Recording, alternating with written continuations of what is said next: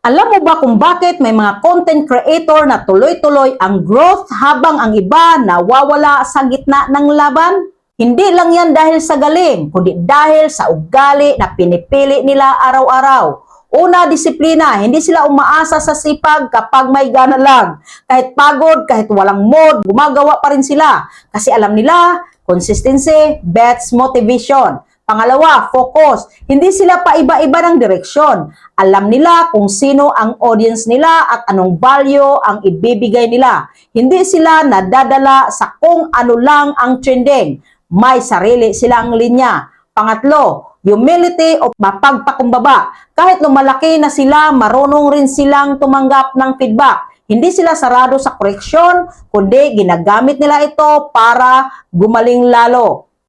Pang-apat, resilience. Kapag bumaba ang views, hindi sila sumusoko. Kapag may negative comments, hindi sila natitinag. Bumabangon sila, nag-a-adjust at tuloy ang laban. Pang-lima, value-driven mindset. Hindi lang sila basta nagpo-post para sa views. Iniisip nila, anong mapapala ng audience ko dito? Kasi alam nila, kapag may value ang content mo, babalik at babalik ang tao. Pang-anim, growth mindset. Hindi sila stuck sa ganito lang ako. Open sila matuto ng editing, scripting, marketing, lahat ng makakatulong sa growth nila.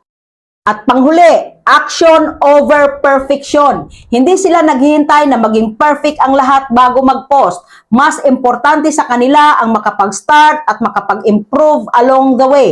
Kaya kung gusto mong maging successful content creator, hindi lang content ang ayusin mo. Ugali ang i-level up mo. Kasi sa dulo ng lahat, pwedeng matutunan ang skills, pwedeng kopyahin ang strategy. Pero ang ugali, yan ang magtatagal at magdadala sa'yo sa totoong success. May natutunan ka ba? See you in the comment section at paki-like, follow, and share na rin for more tips.